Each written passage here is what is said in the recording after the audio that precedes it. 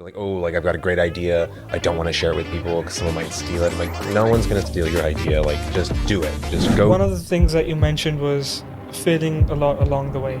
Do you see that in your life? Yeah, I grew up with a single mother, two kids kind of thing, and so it was really tough for us to do a lot of the things that we wanted to do or that we saw other families doing. And so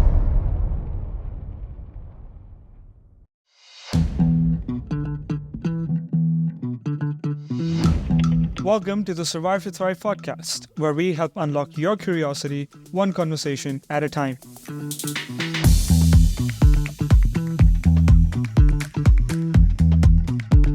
My name is Manan Khurana, a lifelong learner focused in the study of psychology, human connections, and entrepreneurship.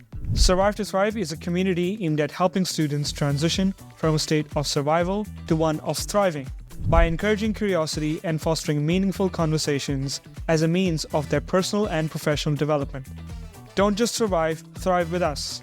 So let's dive in.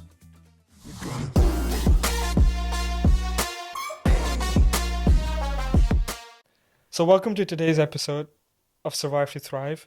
Joining us is Josh Green, a multifaceted entrepreneur and entertainer whose diverse career spans across fine arts and business.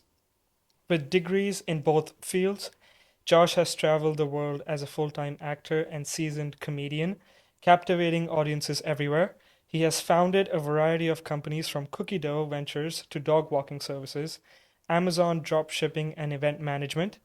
Throughout his career, Josh has embraced the why me syndrome, transforming self doubt into a powerful motivator for personal growth. In addition to his entrepreneurial pursuits, Josh is an acro yoga instructor and this year spoke at TEDx Surrey. How are you, Josh? I'm good. Thanks for having me on, Mahan. That's wonderful. How are you? Good. I am great. It's a beautiful day today. No complaints. Great. Absolutely none. Let's jump into this. Absolutely. So, Josh, you've had a diverse career. I'd like to start from the beginning. Okay. What were some pivotal moments in your life that made you want to do what you do today, which is the business strategy part? Um, from the beginning, I mean, like I grew up single mother. I don't even know if are there any fathers out there anymore. I can never tell. Um, but yeah, I grew up with a single mother, two kids kind of thing, and so it was really tough for us to do a lot of the things that we wanted to do or that we saw other families doing. And so, especially when I was in school, I would just see other people do things that we just couldn't do, clothes that we couldn't afford or wear, or vacations we couldn't go on. And I remember I just wanted to like support and adjust my family in doing those things. And so so at a very young age, I started doing things like lemonade stands, garage sales, anything I could where I had a bit more control over the income coming in. And then as I grew up, started wanting to learn more about business and finance because we didn't have a lot of good modeling around that as kids. Um, my family had been bankrupt before, and so I eventually went to business school, learned accounting, learned business strategy, and then started working for other companies as well as running my own businesses to just to learn as much as I could. I failed a lot along the way, of course, as anyone does. And yeah, now I'm here.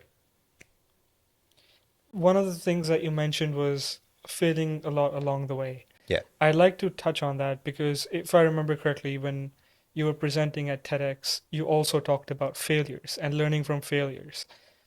For someone who can't take criticism or feels is afraid of failing, what would you say about that? Or how did you see that in your life? Yeah, well, I mean, Gene Roddenberry wrote, and I think had Captain Picard say that you can do everything right and still fail. And I think that that's important to understand that like there is no like trying to be a perfectionist or trying to go out there and make the right thing or the perfect choice just doesn't really exist. There's a lot of luck involved in what happens. Don't get me wrong, there's still hard work and all of those aspects that come into entrepreneurism, creativity, whatever it is you're doing. And for me, the way I would measure success was in my output or my work, not the outcome, because I have no control. People don't have control over the outcome, right? So for me, success in business or in creativity comes from how much output, effective output I can do. And so I always felt successful for simply just opening a business because I have control over that, right? I can put effort into it. I can send emails. I can make phone calls. I can write permits. I can do all that kind of stuff. But even then, like you still might not be able to open a business because you might get to the permit people and they may be like, no, does that make you a failure? I don't think so. You had an idea, you saw it through to as far of fruition as possible, and eventually things get in the way. And so for me, it's just about going down the path of whatever your idea is. And if you're afraid of failure, that's okay. Everyone is. It's going to happen. As you've seen from even running your third or fourth podcast, you're going to fail at a lot of things, and that's how you learn. It's a really great way to learn. At least for me, I'm a great learner of like experiential learning, where I try it, I fall down, I get back up. I also used to teach snowboarding to kids, and one of my favorite things I'd always tell them, because kids would go down, and then one kid was always a bit cockier than the others, and he'd be like, "I went all the way down and I didn't fall." And I would always tell, to support the other kids as well, if you're not falling down, you're not learning. That's interesting. Um, Even in that conversation, you also talked about like trying to be perfect. A lot of people are trying to be perfect, Josh. I want to be perfect in certain things, which also makes me not want to do that thing. It makes me want to procrastinate. Have you struggled with perfectionism? And you were starting a new business, were there aspects that were stopping you from doing what you or reaching your potential because of that perfectionism mentality, would you say? Yeah, I mean, I don't think I'm any different than other people. I think lots of people deal with that, but I'll speak to myself. I do struggle sometimes to want to make sure the thing that goes out is perfect. Like I ran a haunted house for a long time, and I remember I didn't want to put it out there because it wasn't perfect yet.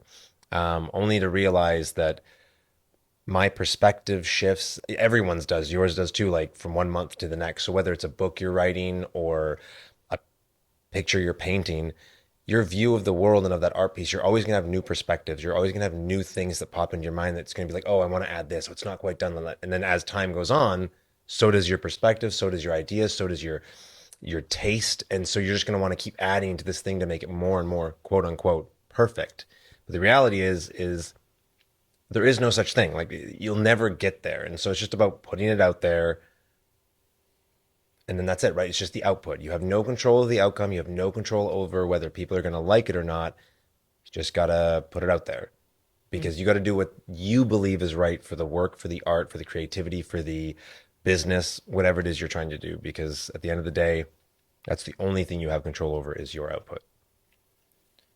As a student, this mentality definitely is something that I've seen in other students as well, which is where they say, "Oh, I need to make sure that this post is perfect," and then it's never perfect. It's like I was having a chat with an artist who kept looking at his work and then kept seeing all these small details, which I didn't see. And he was asking me, "Well, what is your feedback? How do you like, how is it looking?" I was like, "This looks really nice. I wouldn't change a thing." Then he was just constantly looking back at his work and then critiquing it as well. So, is it a good thing to critique your work then? Because then it contradicts the idea of failing and not putting as much out, but also quality. What do you think? Yeah. Well, you used a word there, which was, is it good? Is it good to do this or not? And good is subjective, right? Like I would ask more, is it helpful to do this? In which I would say, no, not necessarily. I don't think it is helpful to critique your own work over and over again to the point where it's like a negative procrastination, right? It's basically a way that I see from this friend that you're describing.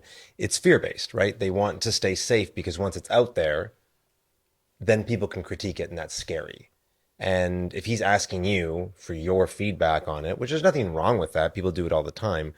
But the reality is I think it does a disservice to the work that he's creating, the post or the art or whatever it is he was creating, because the reality is that person should care about it, not you, not other people, and what other people think he has no control over.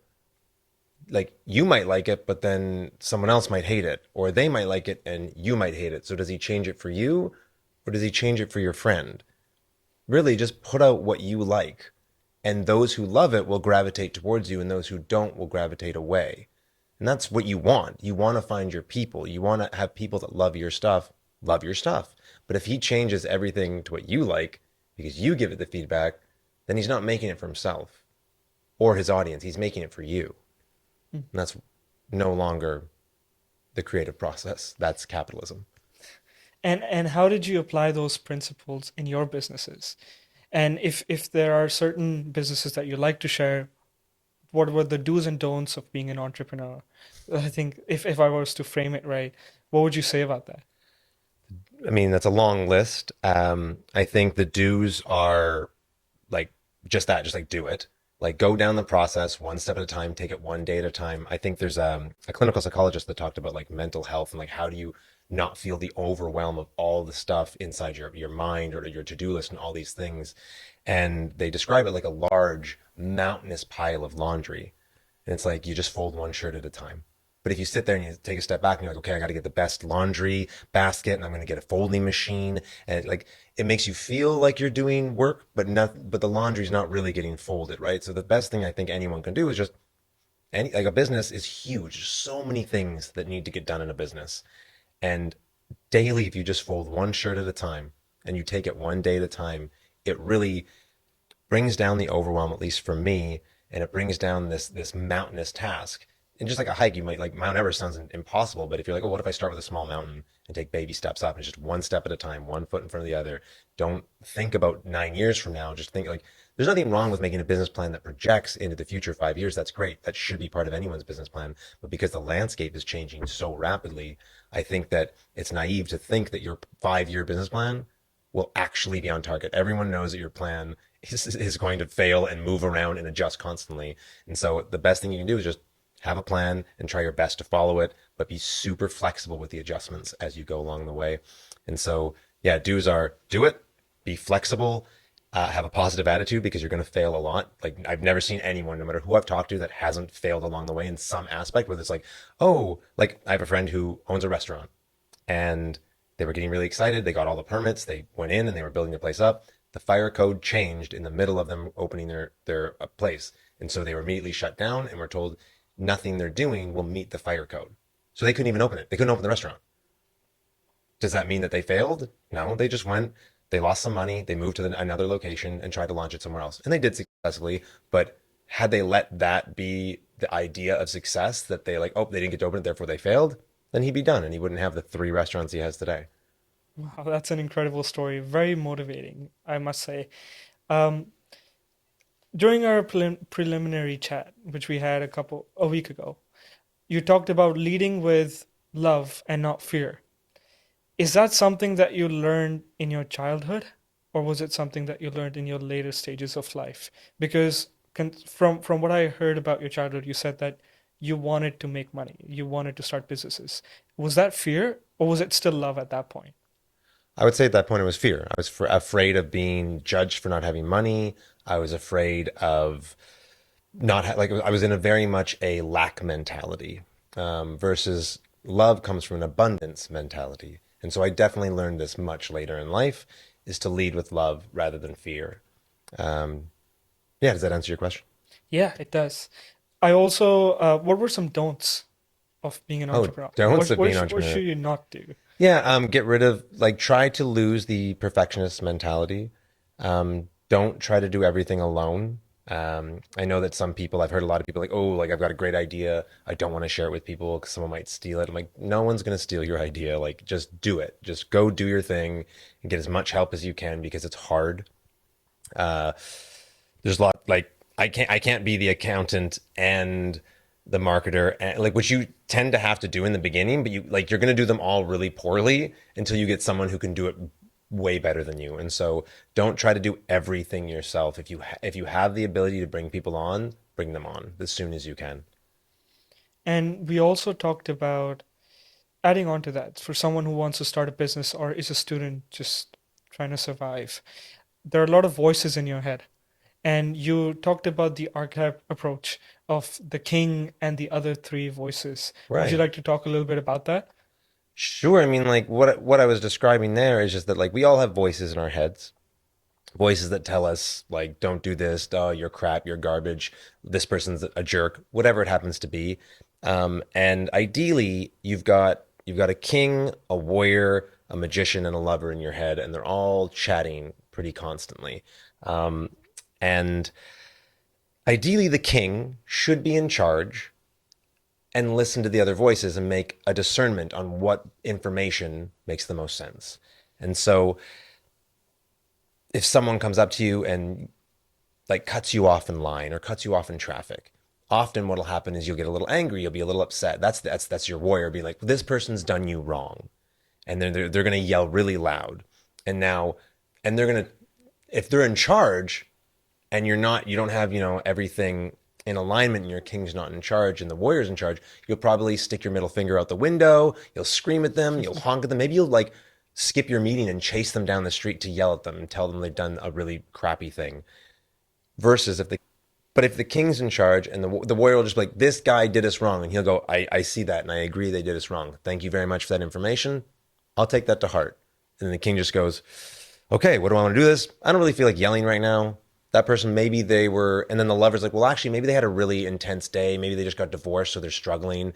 And then maybe the magician will also pipe up and say something like, yeah, man, like, have you never been late for work and tried to cut? You're like, oh, yeah, I have been, right? And so if only one voice is in charge, you're going to usually react in that way, right? Like if the lover's the only one in charge, maybe you let people walk all over you. Maybe you spend 3-4 days straight with your girlfriend or your boyfriend instead of going to do that thing that you said you'd do, like going to the gym or finishing a report. Like that's what happens when things are out of alignment is we start to fall out of integrity. And if I'm yelling swear words or profanities out of my car window, I'm out of integrity. I'm out of alignment with myself. But if I can sit there and be like, have compassion for the person in front of me, as long as everything's being safe and I can apply the brakes, because that's what brakes are for, then yeah, and the king's in charge, then I'm in alignment, I'm in integrity, things are good.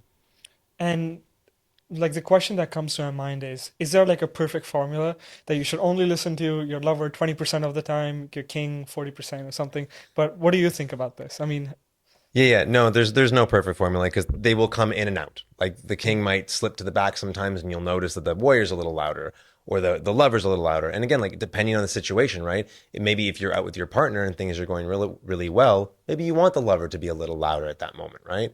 mm, Because what you don't want is to be out to dinner and the warrior's a little louder that day, and they're like, she didn't pay for dinner. How dare she? And you're like, whoa, whoa, whoa, tone it down, warrior, right? But like all of these voices are they're the voices of your subconscious, of your feelings, right? They're your feet giving voice to your feelings. And so we hear these voices and they're saying something for a reason. Something somewhere is happening, and we just want to pay attention to it. We don't have to react to it, but we want to listen because they're probably saying something for some reason, right? And so you just listen, you gain the information, you give it to the king. The king goes, okay, mm. this is what I'm doing with that. Yeah, the voices part I completely agree with because we all have voices in our head. I'll give you a short example. Please do. I was at a networking event yesterday and things were going great. I was having a chat with someone, asking about what they were doing, and then there was this person who I met who was starting a startup. And as he was talking about it, I wasn't paying attention to what he was saying because the only thing that I kept telling myself is, "You suck. Why don't you have a company? You should start a startup." And all those questions started coming in my head, and I had to stop myself and say, "You should listen to him." So, what kind of a voice was that? Was How would you describe that? So that's just negative self-talk, Nice. right? We lots of people have it. I have it too. Amy Poehler has it. If you've ever read her book, Yes, Please, she talks about how those voices slowly have gotten further away and less loud.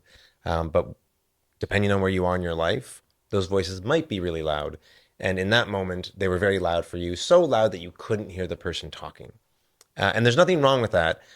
What I do for these voices, which is what a lot of my TEDx talk was about, is first off, understand that you're not alone. I think a lot of people, when they feel alone, tend to self isolate and get scared and they're like, oh, I'm the only one. Know that every person on this planet has voices. We all have those voices. We're all saying something. I constantly am like, why do I need to be going up on stage and telling a joke? Why am I here on this podcast? Like those voices are still there. Sometimes they're really quiet, sometimes they're a little bit louder, but due to the work that I put in, my positive voices are much louder than those negative voices. And you will always do a service to the person talking when you pay attention to them rather than bring it back to you. I'm trying to think of the person who penned this quote, but I think it's a quote we all know quite well, is that comparison is the thief of joy. And so in that moment, you were comparing yourself to somebody else, leading with fear instead of love, and you were now just stealing all the joy from the conversation, that person and yourself, rather than being really interested in what that person had to say. Also, you have no idea if that person was lying or not, right? You don't know. But yeah, so those voices came in. So the first thing is to recognize that you're not alone. Everyone has those voices, including that guy that was talking. Two, start small. If you do want, like, and a small start is to just be aware of the voice and then banish it. Be like, all right, thank you, voice. I hear you. I'm going to listen to this guy now. And then follow some of his steps that help you become more confident. Steps to be like, maybe I will start my own business. Maybe I'll start looking into it. And then you can start looking into your podcast as a business or anything else. And then practice. Then you practice doing that thing like you've done. You're on your third or fourth podcast now. And so that's starting to build confidence. And those voices will just slowly get further and further away. And the final one that I love to focus on is you're not, like, you have other people that can help. Lean on people. Trying to do everything alone and listening to those voices by yourself is a nightmare. It's awful. But knowing that there's other people that you can lean on that can help you to either come on your podcast or help with your podcast or set up your podcast or whatever your side business or hustle or creativity is, use other people. And I think that those four things really, really help reduce negative self-talk. I really like how you listed those four things out, and it's actionable. It's something that I can do. That's what I like about it. And for someone who's listening to this podcast and wondering, how'd you do that TED Talk? Or what was your experience Sure. with TED? And I'm trying to frame the question right. I'll cut this out. But why were you not scared of um, speaking in front of 1,000 people on a stage? Well, I was. Right before I went out on stage, my microphone didn't work. I was backstage and they were like, this next person is, and then they have this little 30-second blurb about me. And so I'm there and I hear in my little headset, they're like, can we get a mic check? Mic check? And I'm like, mic check? I was like, okay. And so they're like, and Josh is a this, and a that. And I can hear him saying, and I'm ready to go. And they're like, and I'm like, so I'm speaking into my little microphone, I'm like, check, check. And they're like, we don't hear anything. We don't hear anything at all. And they're like, oh my gosh. And they push some buttons and they're like, all right. And next up is, and they're like, oh, and the guy runs up and he takes my battery pack off and he's like, the next person is Josh Green. And as I'm walking out, I'm walking past the curtain and the guy is switching my microphone with me and he plugs in and he goes, test it, test it. And I'm like, check, check, just as I'm walking past. And then he's like, cool. And he gives me the thumbs up and then I walk out and I do my thing. And so, like, I was nervous then. I was nervous before I went out. We even do a little demo like the week before where we go on that stage and there's like maybe 5 people in the audience. And even then I still had all of the nervousness, the sweats, like it's all still there. And so the question I think you're really asking is, how do you overcome that? And that's all of those little things. It's those knowing that everyone in that audience, including myself, all have negative voices. Practice makes perfect. Just doing the little baby steps. Like, what is the smallest infant step that I can take that will allow me to do this? And it was practicing in front of a mirror. And then after I was practicing in front of a mirror, I recorded myself. And it was really hard to watch myself the first time I recorded myself. But after I recorded myself 30, 40 times, it became really easy all of a sudden. And then after that, I tried it in front of one friend. And then after I tried it in front of one friend, I tried it in front of 10 friends. Then after 10 friends, it was 20 friends. And then I just started walking up and down hallways and hotels and I allowed people to walk past me thinking I was crazy. And that was really hard for me because that made me feel like a crazy person. But then it was okay. And so then by the time I got there, I was still scared, but it wasn't as if that was the first time I'd ever said the speech and I was just going out for the first time and I was just winging it, right? Like, so everyone has those voices. Practice makes perfect. Leaning on my friends, which I did, and showing up. And then I just showed up. I showed up every time. I showed up to each speech. I showed up to every single time. And I showed up with my friends. I showed up in the hallway and I showed up on that stage. And so all of that allowed me to do that. That's incredible. I can't believe that happened to you. Dude, it was so I scary. There's no way. Um, when I was growing up, whenever I had these speaking engagements, which was basically like an activity in school, I would do everything to avoid it. whether it was faking a sick leave, whether it was just going to the bathroom and then just never showing up for that talk. And that scares me. I mean, it's still to this day, even though some people think I'm very confident because I'm doing all these things, I am scared. And just overcoming that is difficult. But maybe it's not. Maybe it's just joining a Toastmasters club, for example, right? And communication is something that, as an international student or someone who still has an accent, sometimes I struggle with is I don't feel confident when I'm speaking to someone because I'm worried if they're going to judge me for my accent. And that's where the negative self-talk comes in again. And after having multiple chats with people, the question always comes up, how do you communicate better? So when you go out and network in those networking events, how do you approach them? And what are some communication tips that you'd like to give, if any? I don't know if I have any communication tips as a white person in Canada. Um, yeah, I'd almost rather ask you questions at this particular moment because your accent's fine. You sound beautiful. You sound lovely. It makes you more authentic. It makes you more yourself. And I would never want you to adjust or change that part of you. That is a great part of you. And that's probably how you identify with a lot of people that are probably scared to speak because of whatever they think is a negative thought, which I just see as a beautiful part of yourself. Like, that's a great part of you. I love that part of you. And so I say own that part and continue going with it. And again, those people that love that part of you, your accent, whatever it happens to be, will gravitate towards you. And those who don't, you can be like, that person's not a great person. And that's awesome. Like, you don't want those people around you. Yeah. And so like when it comes to like networking, I don't even really like networking, to be honest. I feel pretty uncomfortable. I never know what to say or why I'm there. Uh, the easiest networking I ever do is the networking where I have like a really strong purpose for why I'm there. Like, am I building community? Am I trying to connect with someone? I think the worst times is when it's like it feels inauthentic. Like you're trying to sell something. You're like, oh, I'm trying to sell this thing to somebody, and so you're just going from person to person. You're like, do you want to buy my thing? Like it feels versus like if it's a cause that you're trying to like get for, you're like, no, like I just want to tell people about my cause. I want to tell people this is what I'm doing. Then it's really easy to chat with people because you can just go up and be like, hi, I'm so and so. Why are you here? Just be interested in them first, and then they can check. Because like everybody wants to talk, right? And so if you give them an opportunity to talk, and then they'll probably nicely say, why are you here? And then you have that opportunity, right? And so that would be the only, that's really the only way I do it is I usually just am more interested in other people. And if they don't ask me back, I can be like, yeah, this person's not my people. Go find someone else. Yeah. Yeah. Thank you for saying that. And what I was trying to relate to is also your community that you have outside of Canada. And you were sharing with me how you've built a global network over the past couple of years working as an acro yoga instructor. Please correct me if I'm wrong, but you said that you can, one of the things that people face when they're trying to travel is accommodation. That's what really stops them. And how is that not stopping you? So if you want to talk a little bit about that. Yeah. I mean, so the acro yoga community is beautiful. It's a bunch of people that are playing constantly. It's like non-sexual touch. We're lifting each other up, supporting each other, trusting each other, communicating non-verbally a lot of the time. And you build this connection with people at festivals, in classes, and a lot of these festivals are international festivals.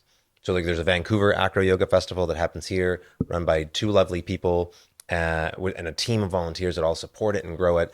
And usually 400 people come to that, and a lot of them from all over the place. I just taught and emceed at the Dutch Acro Yoga Festival just outside of Amsterdam, which is really lovely. And so I got to meet people there. And so the more I'm connecting with these people for, like 3 to 10 days at a time, you just build these amazing connections, these great friendships that last forever. And all I have to do is just, now that we're friends, we've connected, we've exchanged information, Instagrams, phone numbers, whatever happens to be, WhatsApps. And then I just go, hey, is anyone going to this festival in so and so? And they're like, I am. Great. We're already friends. I'll go to that festival. Can I stay with you? The answer is inevitably yes. And if it's not, they'll hook me up with one of their friends. And then I meet a brand new friend, which is great. And then when I go there, I meet another 300 friends. And then we go, and like it just repeats. And so now I've just got friends all over the world that I can go to see anytime I want, go to festivals in those areas, travel with them, connect with them, stay with them. And so it gives me an excuse to go anywhere in the world, and I don't have to worry that often about accommodation if they're willing to support me in that way. Hmm. That's actually very inspiring because I used to think that if I was just, let's say, growing up in India, I won't really have friends in Canada. But unless you put yourself out there and then come up with these, like you're going to interesting events, you're Yeah. meeting interesting people who are just like you, they're there to experience things. And if someone was to ask you, "Hey Josh, I'm going to this event, it's in your country, your city, do you mind if I just stay there for a couple of days with you or on your couch, for example, right? Couch surfing." You would probably say yes as well. So it's just incredible how if you just sit in your room and don't put yourself out there, you'll never get to experience these things. I have a more businessy question to ask you. Go for it. Considering your experience in business and the people that you've dealt with over the past, would you say a decade Yeah. of business experience? Yeah. How do you persuade people and how do you influence people? I mean, persuade's an interesting. I don't not probably not the word I would use. I try not to persuade anyone. Um, Influence is usually leading by example. I tried for a long time to force my opinion or show people that I was right, and it just never worked. It was like fitting a square peg through a round hole. It just no matter how hard I pushed, it was just so much resistance, and it just never worked. And it's the same thing. It's like trying to get your partner to go to therapy if they don't want to go to therapy. It's not going to work. They're not going to go. Dragging your friend to a gym who doesn't want to go to the gym is just going to be, it's literally like a child who's kicking and screaming. And so I just started leading by example, and people tend to like that. And those, again, it's like people will gravitate towards the authentic version of yourself. And maybe authentic's not the greatest word to use because obviously who I am changes from time to time. So my authentic version 5 minutes from now might be different than the version it is right now. But I just want to keep being the best version of myself, and people gravitate towards. So I influence people just by being authentic. I have business ideas that I want to do. I sit in integrity with that and I follow through with them. And people tend to enjoy that. Sometimes I make mistakes and people don't like those mistakes, and those people tend to gravitate away. And that's also okay because those who are like, hey man, you made a mistake, you're trying to fix it. Great. We'll just keep going that way. And those are like, you're a jerk. How dare you make a mistake? It's like, great, we don't have to be friends. And then like same thing with like the gym. I'm very consistent with my exercise, my acro yoga, my gymnastics. And people are like, hey, whoa, like you can do crazy handstands. Like I want to do that too, right? I don't have to go up to people and be like, do a handstand with me. I just do handstands and people walk up to me and go, hey, I noticed that you do this thing that I think is cool and I'd like to do that too. Same thing will happen with business. Same thing will happen with your podcast. Same thing will happen with anything anyone wants to do. Just do the stuff that you want to do. And those voices will come up and say, you shouldn't do this. You're not good at it. So then back it up. What's a step before that? Or a step even before that? Or before, like, keep Mm. going back until you're like, this I can do. And start to build your own self confidence, your own momentum. And eventually, 6 years from now, you won't be like, oh, I wish I started that 6 years ago. You already have started. And that's the goal, is to just step back to where you can start to take that first step. What you just said also reminds me of Elon Musk and how he talks about reverse engineering the problem, Sure. which is going back to basics. And the one of the reasons why I asked you that influence question in the first place was because I feel like I get influenced by a lot of things. I get influenced by other people's opinions, I get influenced by the friends around me, and I feel like that's where having self-confidence and self-efficacy, all those things come into play. For example, if I have an idea, like this is what I want to do, instead of saying, let's start it tomorrow, what I usually do is I look at experts in different fields, I go up to them, I share my idea with them, and then every single one of them have their opinion. And then I'm trying to always change my idea based on what they said. Does that make me inauthentic? Does that mean that I have to work on myself? And how do I do that? Like, how do you, so whatever business idea you had, how did you implement it? I know it sounds easy, like you can just implement it, but what were some successful systems that you use? Because I've learned that successful people have systems that make them successful. So that's what the question is. Sure. I'm going to back it up a little bit and go off the first thing that you said, which is, does that make me inauthentic?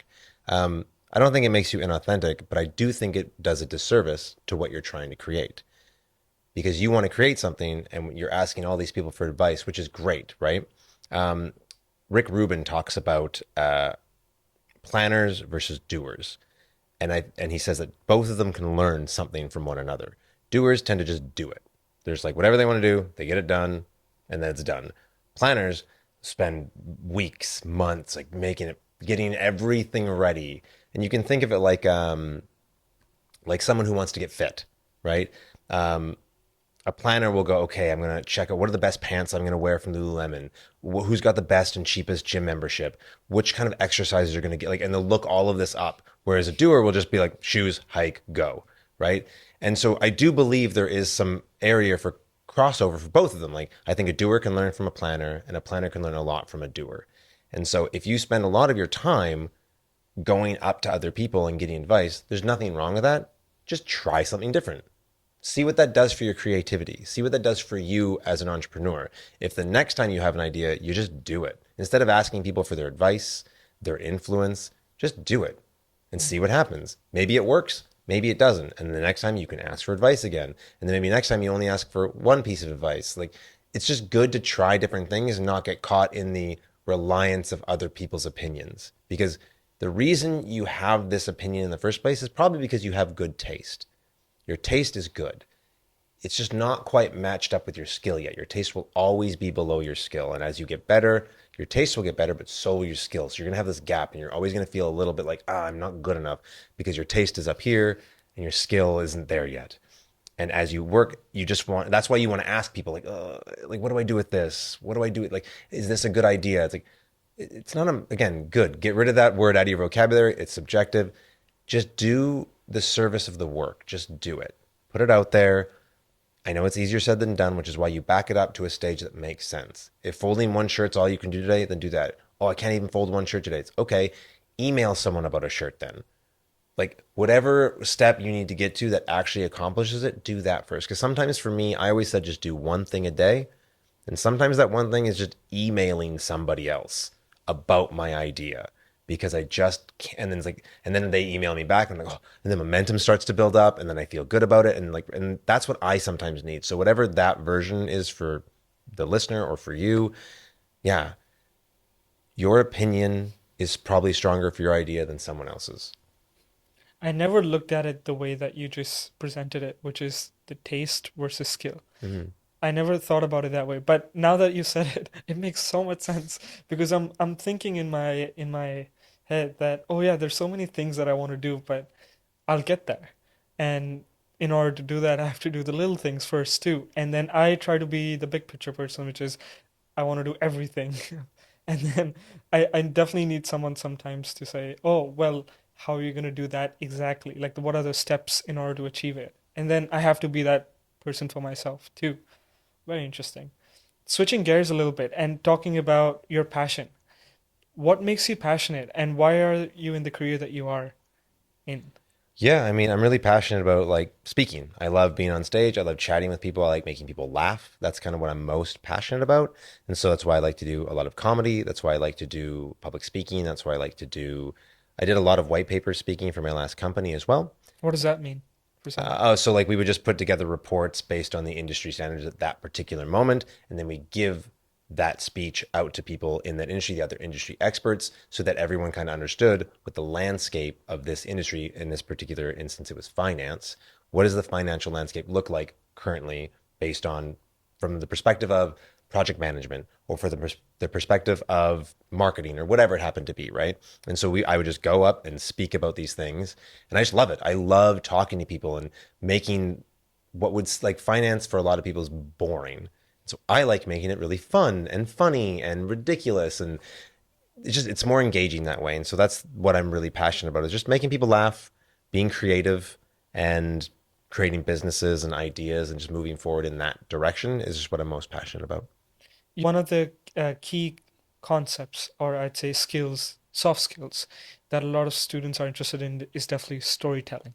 You do storytelling when you were speaking at TED. You're doing the same thing when you're having conversations with other business people who Hmm.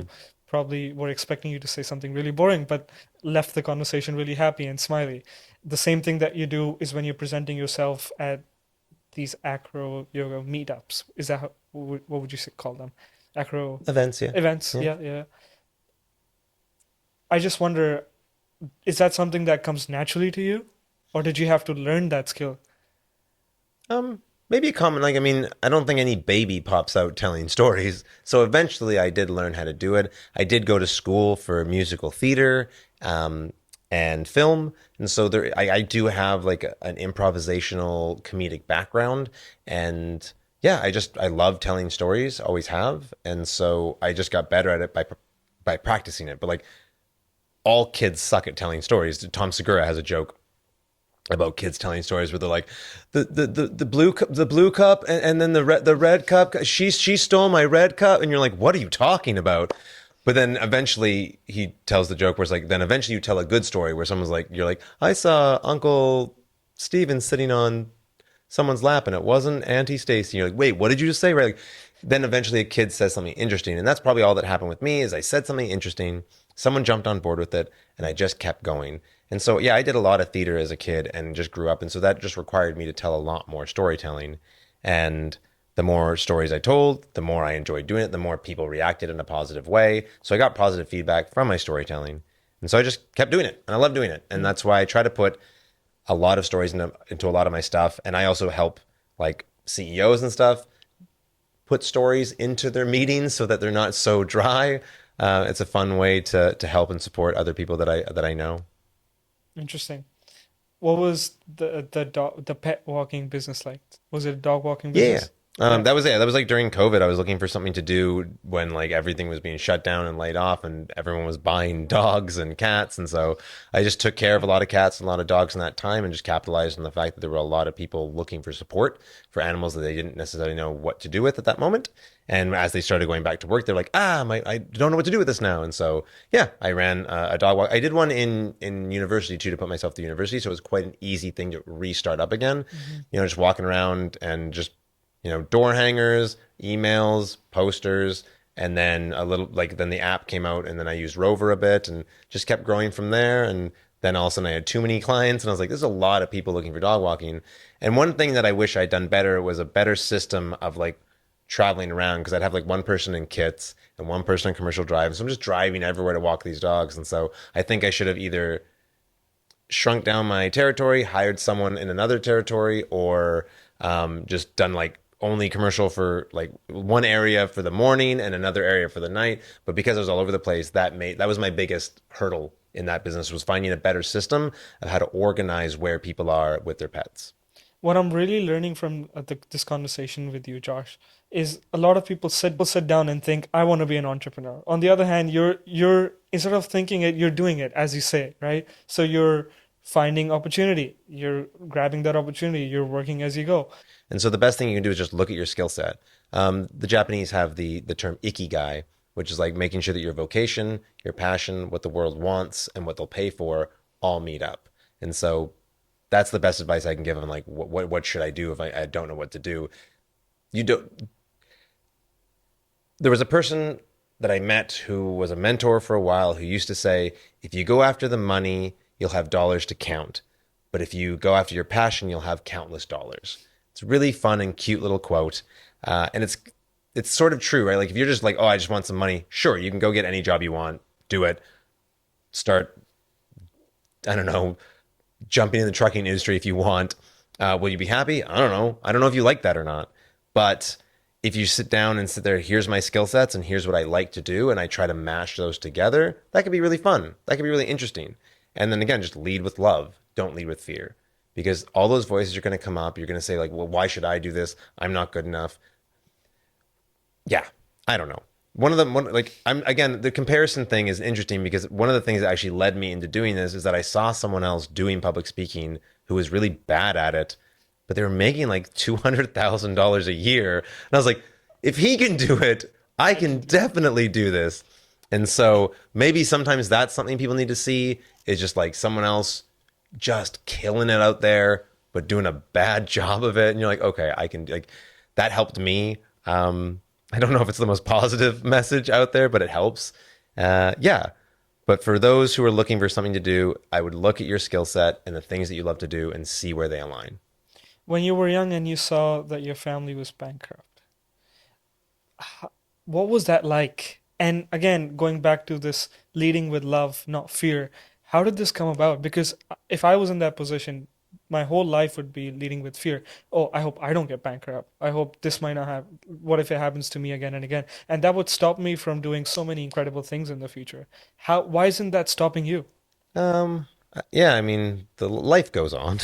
um, I think I was like, as a young kid, it just, that was being poor was pretty normal. I didn't realize that there was a difference until I met other people. And I was like, oh, other people have a dining table. Why don't we have a dining table? It's like, we can't afford one. It's like, okay. And so, like, I didn't really quite fathom what that meant as a kid.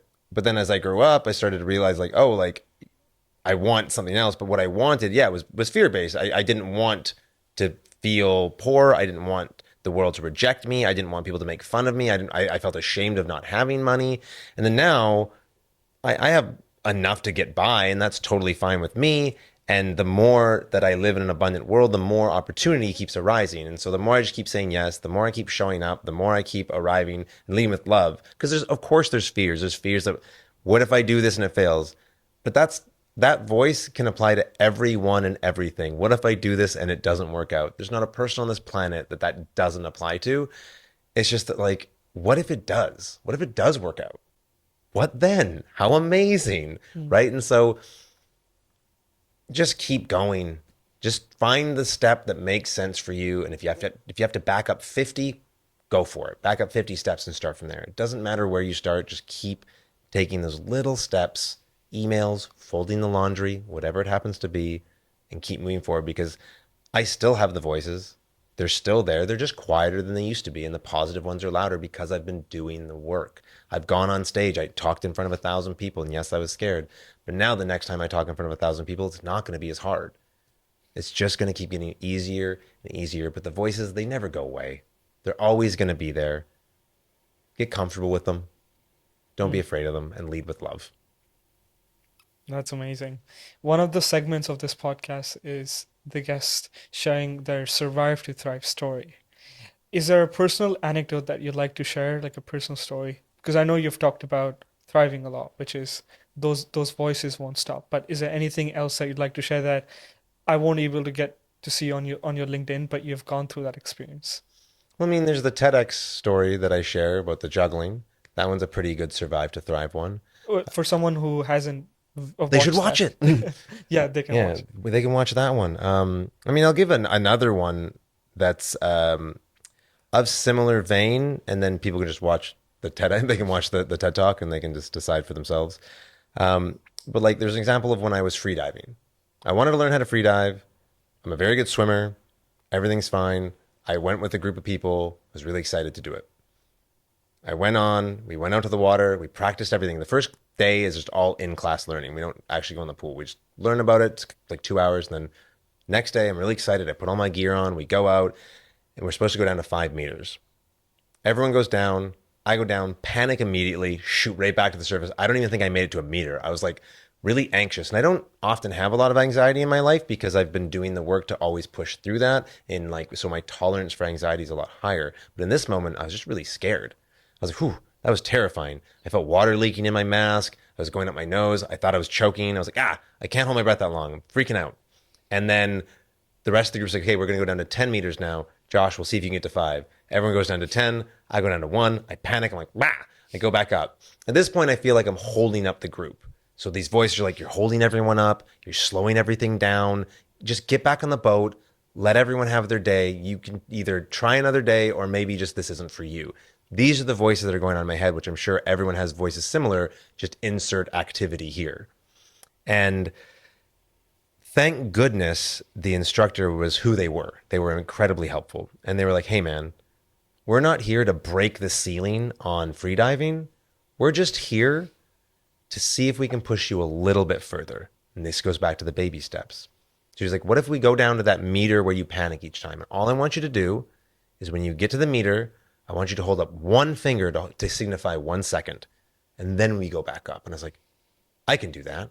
So I went down to 1 meter. I panicked, but I was like, whoo, and I held up my one finger.